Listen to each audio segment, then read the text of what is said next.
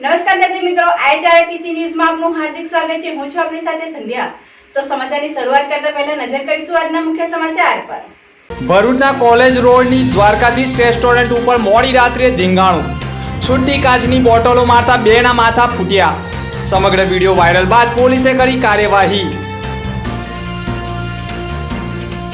સગા બાપે સતત બીજી વખત સગી દીકરીને ગર્ભવતી કરી કિશોર સાથે બાળ લગ્ન કરાવી દેવાના પ્રકરણમાં સાવકી માતા ગર્ભવતી હોવા છતાં ધરપકડ, પોલીસે કરી કાર્યવાહી।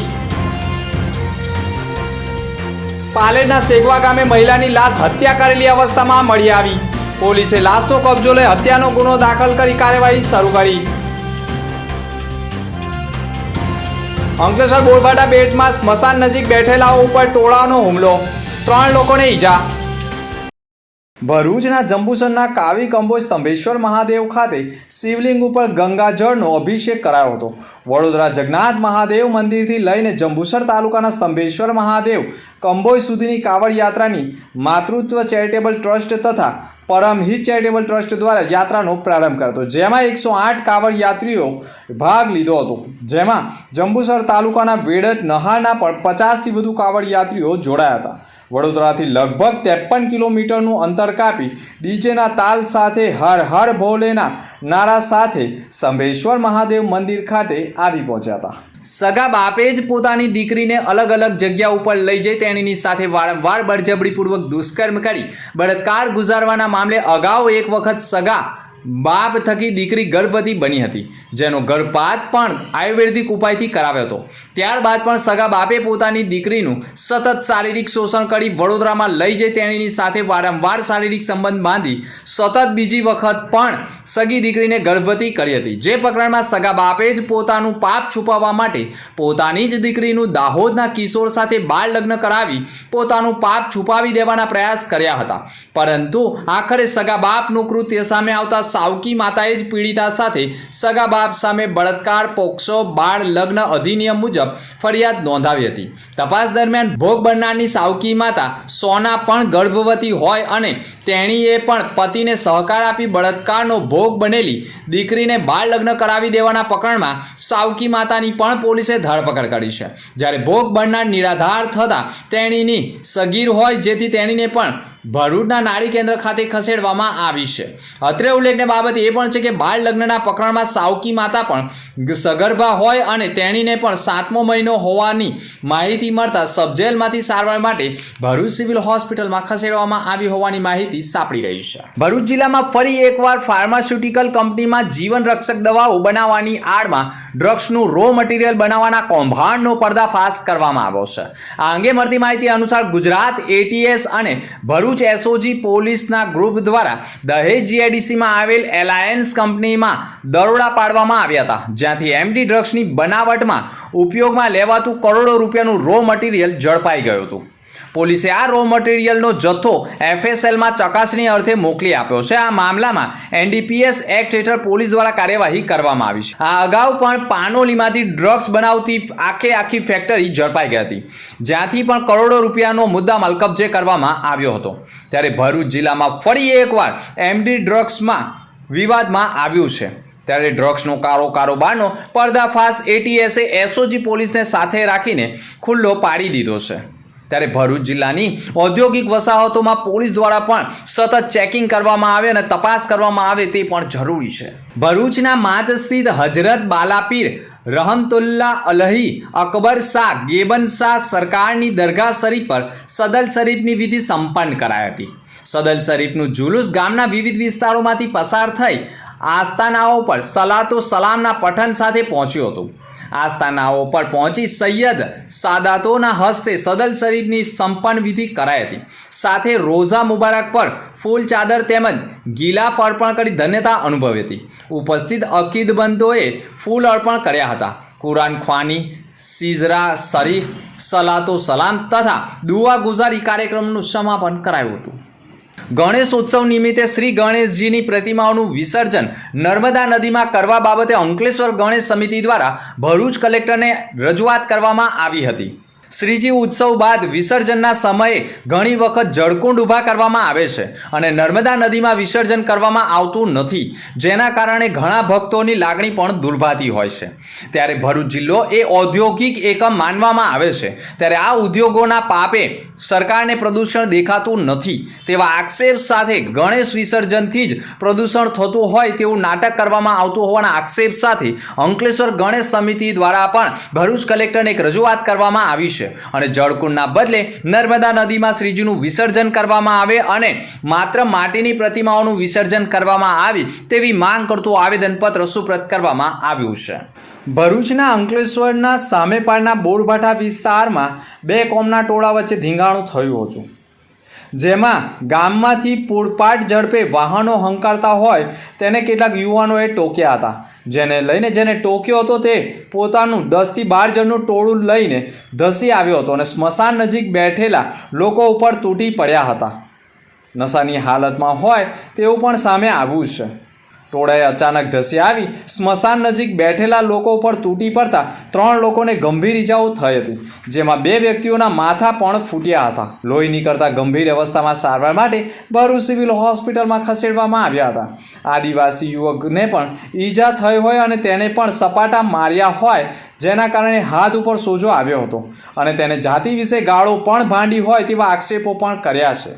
મોટરસાયકલ ધીમી હંકારવા બાબતે ટોકતા જ ટોળાએ ધસી આવી સ્મશાન ઉપર બેઠેલા લોકોને મારતા ગંભીર ઈજાઓ થઈ હતી. ઈજાગ્રસ્તોને સારવાર માટે ભરૂચ સિવિલ હોસ્પિટલ ખાતે ખસેડવામાં આવ્યો હતો. ભરૂચના કંથારિયા ગામે અબ્દુલ અઝીઝ અહેમદ પટેલ નાઓએ હિન્દુ ધર્મની લાગણી દુર્ભાય તેવો પ્રકારનું કૃત્ય કરી હિન્દુ ધર્મના વિવિધ ગ્રંથો, મહાન ગ્રંથો તથા હિન્દુ ધર્મના ગ્રંથોનું અર્થઘટન કરી ગૌ હત્યા, ગૌમાંસ ખાવા તેમજ ગૌ હત્યા અંગે પ્રેરિત કરતી એક પત્રિકા પ્રસિદ્ધ કરી લોકો સુધી પહોંચાડવાના પ્રયાસો કર્યા હોય, જે અંગેનો મામલો પોલીસ મથકે પહોંચ્યો હતો. તાલુકા પોલીસે હિન્દુ સમાજના ગ્રંથોનું અર્થઘટન કરનાર અને પત્રિકામાં રહેલા નામ મુજબ તેની ધરપકડ કરવામાં આવી. પૂછપરછ દરમિયાન આ ગ્રંથોનો અર્થઘટન કરવા કોઈ પ્રેરિત કર્યા છે કે કેમ તે અંગે રિમાન્ડ મેળવવામાં આવ્યા હતા અને રિમાન્ડ બાદ આરોપી તરફે જામીન અરજી મૂકવામાં આવી હતી, પરંતુ સરકાર તરફે સરકારી વકીલ અને અન્ય વકીલ શ્યામ પટેલ અને કિશન વાઘેલા પણ હાજર થયા હતા અને આરોપીએ લોકોને ગૌ હત્યા પ્રેરિત કરવા અને ગૌ માંસ ખાવા માટે દુષ્પ્રેરણા આપી હોય તેમજ શ્રાવણ માસના પ્રારંભ પૂર્વે જ કૃત્ય કરવામાં આવ્યું હોય તેવી દલીલો કરી હતી. સાથે વધુ કલમ ઉમેરો કરવા માટે પણ દલીલો થઈ હતી, જેના કારણે હિન્દુ ધર્મના ગ્રંથોનું અર્થઘટન કરનારની જામીન અરજી ભરૂચ કોર્ટે ફગાવી હતી, જેના કારણે મુફ્તીએ હવે સબજેલમાં જ રહેવું પડશે.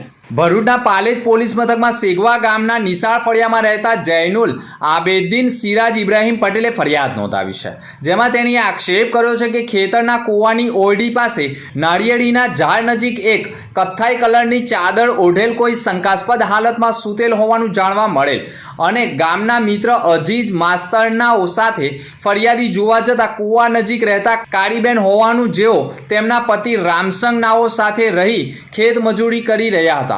જે કાળી બહેને શરીરે સાડી તેમજ ચણિયો અને બ્લાઉઝ પહેરેલ અને તેણે હરાવી ફલાવીને જોતા તે માથાના ભાગે જમણી બાજુએ ડાબા કાનની પાછળના ભાગે કોઈ તીક્ષ્ણ હથિયારથી ઘા મારી ઈજા કરેલ હોવાનું મરણ જનાર કાળીબેનના બ્લાઉઝમાંથી એક નાનું પાકીટ મળી આવેલ, જે પાકીટમાંથી આધાર કાર્ડ મળી આવેલ. આ કાર્ડમાં હિન્દી અને અંગ્રેજી ભાષામાં ટાઈપ કરેલ અક્ષરમાં આલિયા નામ લખેલ તથા તેનું સરનામું જામસી ચોકીદાર ફળિયા મધ્યપ્રદેશ હોય, જે ફોટો પણ રામસીનો હોય. મરણ જનાર કાળીબેનને કોઈ અજાણ્યા ઈસમે તીક્ષ્ણ હથિયારના ઘા ઝીકી મોતને ઘાટ ઉતારી હોય, જેથી કાયદેસરની કાર્યવાહી કરવા આપતા પોલીસે પણ હત્યાનો ગુનો દાખલ કરી અજાણ્યા હત્યારાનું પગેડું મેળવવાના પ્રયાસો કર્યા છે. ભરૂચના કોલેજ રોડ ઉપર આવેલ અનેક રેસ્ટોરન્ટો મોડી રાત વહેલી સવાર સુધી ચાલી રહ્યા છે અને તેમને કોઈ કાયદા લાગતા ન હોય તેવા અનેકવાર સવાલો ઊભા થયા છે, જેના પગલે સ્થાનિક પોલીસ પણ રાજકીય નેતાગીરીના કારણે નબળી પડી રહી છે અને રેસ્ટોરન્ટ રેસ્ટોરન્ટોને કોઈ રોકટોક કરી શકતા નથી, જેના કારણે આખી રાત ચાલતી દ્વારકાધીશ સહિતની રેસ્ટોરન્ટો ઉપર લોકોના અડીંગાઓ અને વારંવાર નાની મોટી વાતોમાં મારામારી ધીંગાણું થતું હોવાની બૂમો ઉઠી છે. ગત મોડી રાત્રિએ કેટલાક યુવાનો વચ્ચે મારામારીની ઘટના બની હતી, જેમાં કેટલાક હુમલાખોર યુવાનોએ છૂટી કાચની બોટલો મારવા સાથે ભારે ધીંગાણું કરતા રેસ્ટોરન્ટમાં હાજર હસમુખભાઈ રમણભાઈ રાવલ ઉંમર વર્ષ 34 રહે જાડેશ્વર તથા પ્રદીપભાઈ ચુનીલાલ કલવાણી વૈકુંઠ રહે ભોલાવ નાઓને કાચની બોટલ વાગવાના કારણે માથા ફૂટ્યા હતા અને ગંભીર ઈજામાં સારવાર માટે ભરૂચ સિવિલ હોસ્પિટલ ખાતે ખસેડવામાં આવ્યા હતા. મારામારીના સમગ્ર વિડીયો પણ કેટલાક સોશિયલ મીડિયા ઉપર વાયરલ થયા છે. સમગ્ર ઘટનાની જાણ સી ડિવિઝન પોલીસને થતાં પોલીસ કાફલો ઘટના સ્થળ ઉપર દોડી જઈ સીસીટીવી ફૂટેજ ચેક કરતા હુમલાખોરોની ધરપકડના ચક્રો ગતિમાન કરવામાં આવ્યા છે. ઈજાગ્રસ્તોની ફરિયાદ દાખલ કરવામાં આવી રહી છે, પરંતુ હાલ આખી રાત રેસ્ટોરન્ટ ધમધમી રહ્યા હોય અને છતાં પણ પોલીસ રાજકીય નેતાઓના દબાણ વર્ષ થઈ રેસ્ટોરન્ટ બંધ ન કરાવી શકતા હોય, જેના કારણે પણ વારંવાર ધીંગાણું થઈ રહ્યા છે. જોકે કેટલાક રેસ્ટોરન્ટો સોસાયટીના કોમન પ્લોટમાં હોય અને કોમન પ્લોટ પણ સોસાયટીના લોકોએ વધુ રૂપિયા કમાવા માટે ભાડેથી આપ્યા હોવાના કારણે પણ ઘણી વખત ધીંગાણું થઈ રહ્યા છે. સોસાયટીના લોકો પોતાના કોમન પ્લોટનું ભાડું મેળવવા માટે આખી રાત રેસ્ટોરન્ટો ચલાવવા માટે જાણે ભાડા કરાર કરીને આપી દીધું હોય તેવું માનવામાં આવે છે. ત્યારે ગેરકાયદેસર રેસ્ટોરન્ટો ઉપર બોર્ડા વિભાગ ક્યારે જાગૃત થશે તે પણ જોવું રહ્યું. અંતમાં ફરી એક નજર આજના મુખ્ય સમાચાર પર. ભરૂચના કોલેજ રોડની દ્વારકાધીશ રેસ્ટોરન્ટ ઉપર મોડી રાત્રે ધીંગાણું, છૂટી કાચની બોટલો મારતા બેના માથા ફૂટ્યા. સમગ્ર વિડીયો વાયરલ બાદ પોલીસે કરી કાર્યવાહી.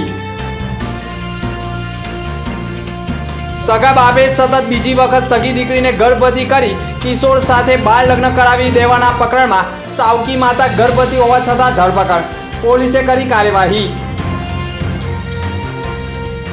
પાલેરના સેગવા ગામે મહિલાની લાશ હત્યા કરેલી અવસ્થામાં મળી આવી.